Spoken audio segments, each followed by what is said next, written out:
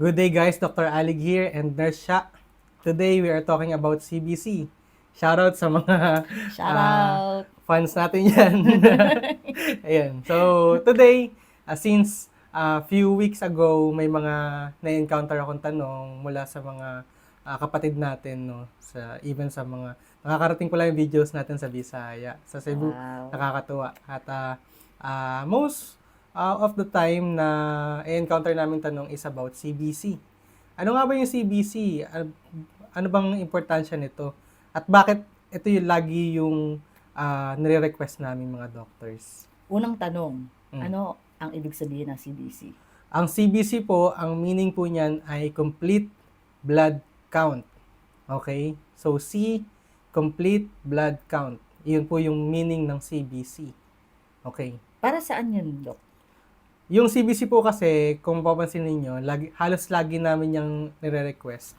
Kasi, simple lang yung test na yan, simple lang siyang gawin, pero malaking bagay sa aming mga doctors.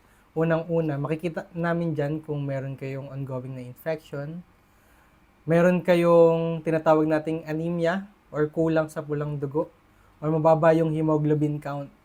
No? Sa CBC rin, minsan nakikita din yung tinatawag nating platelet, no? Kumbaga siya yung pinaka component ng blood para tumigil yung pagdurugo or maiwasan yung pagdurugo. Yan. Mahal po ba yan? Magkano yan? Ang CBC po mura lang, no? And ang maganda sa CBC, halos lahat ng laboratory dito sa Manila always available yan. Okay.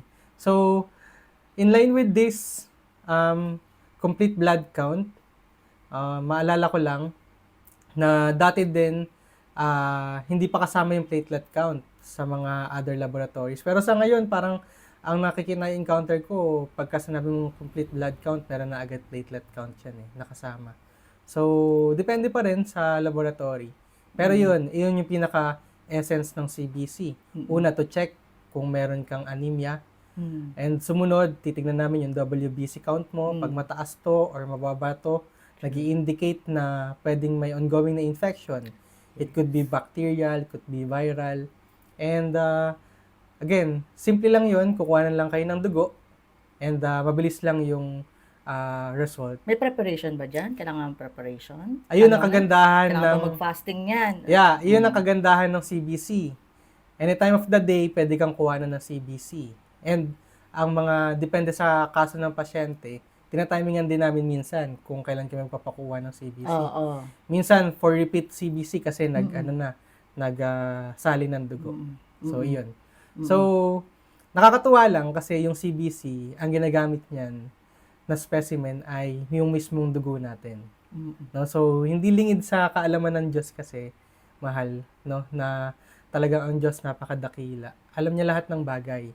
No? So, dugo din yung ginamit niya para tayo ay ma-save from hell.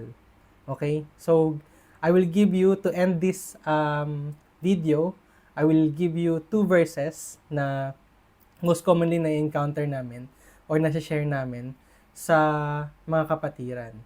No? Ano ba talaga yung purpose ng blood ni Jesus Christ?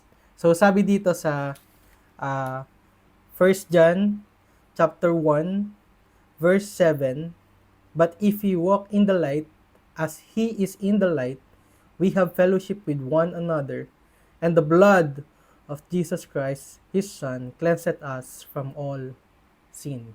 So, napakaganda pong sinabi doon na talagang napakalinaw na ang pinangbayad sa kasalanan nating mga tao ay yung mismong dugo ng Panginoong Jesus.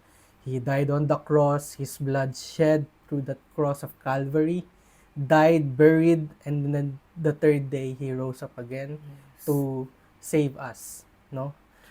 From the very first generation up until now, until dumating siya ulit, no? Only if we gonna believe Him as our Lord and personal Savior.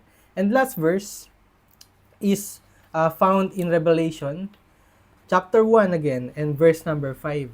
Sabi rito, "And from Jesus Christ, who is the faithful witness and the first begotten of the dead, and the prince of the kings of the earth, unto him that loved us, and washed us from our sins in his own blood. Okay?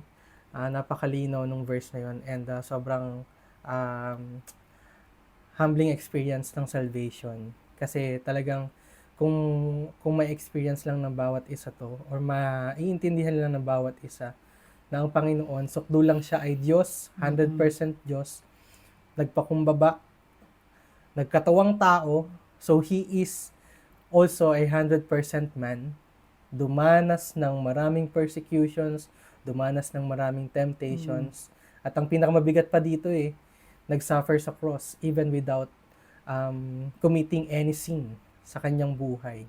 For the 30 plus years niyang buhay, ni isang kasalanan wala siyang ginawa.